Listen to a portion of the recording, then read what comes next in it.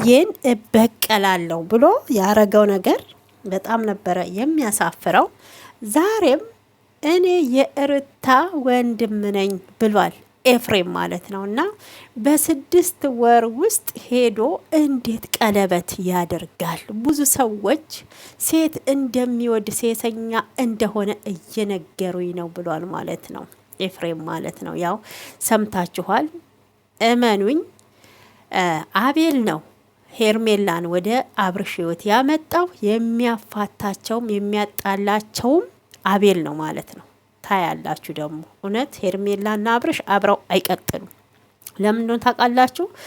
ወደ የሩታ ትዳር እንዲፈርስ አብርሽና ሩታ እውነቴን ነው መሀላቸው ላይ ሴጣን እንዲገባ የሰራው ይሄ የቀይ ሴጣን ማለት ነው አቤል ነው። በቃ አቤል ነው ማለት ነው። እና አብርሃም እኮ በቃ ሂድ ተባለ ሄዳል፣ ተኛ ተባለ ይተኛል፣ ቁም ተባለ ይቆማል ማለት ነው። እና በአቤል ትዕዛዝ ነው የሚንቀሳቀሰው። አይታችኋል አይደል? የሄርሜላና የአንተ ፋሚሊም ስለ ቀለበት ስታረግ ስላወቀ የግድ ሽማግሌ መላክ አለብክ፣ ማግባት ሄርሜላን አለብክ እያለው ነበረ ማለት ነው። ግን አብረሽም በዚህ ጉዳይ አልተስማማም። አይታችኋል። ልጅነቴን ልኑሩበት፣ አሁን እረፍት ያስፈልገኛል ነው ያለው። ያው እንቅልፍ እንዳታጣ ሰላም እንቅልፍ እንድትተኛ እንግዲህ ቆርቆሮ እጇ ላይ ተደርጎላታል ማለት ነው። ልቡን ነው ማሰር እንጂ ጣትሽን አይደለም የሚታሰረው እናቱ። ለማንኛውም የተውሶ ባል የተውሶ ነው፣ የተቀማ መልሶ ይቀማል። ይሄን በደንብ እንድታቂ እንፈልጋለን።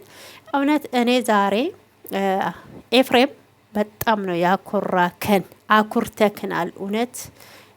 እውነትም ከአንጀትክ ወንድም ነክ ማለት ነው። እና ቀጥልበት በዚሁ። እንግዲህ ሩታዬም ያው ቀለበት እንደምታረግ ከደስታ ጋራ ኖቤል መጥቶ ከፈረንጁ ጋር እያወሩ እየተወያዩ ነው። ምንም ሩታዬ የኔ ልዕልት የኔ ቆንጆ ያው ቀና ብላ እንደዚህ አምሮባት ውብ ሆና ነው የምትሄደው። ለማንኛውም ሙሽሚትና አብርሽ ይመቻቹ። አዎ ይመቻቹ ማለት ነው።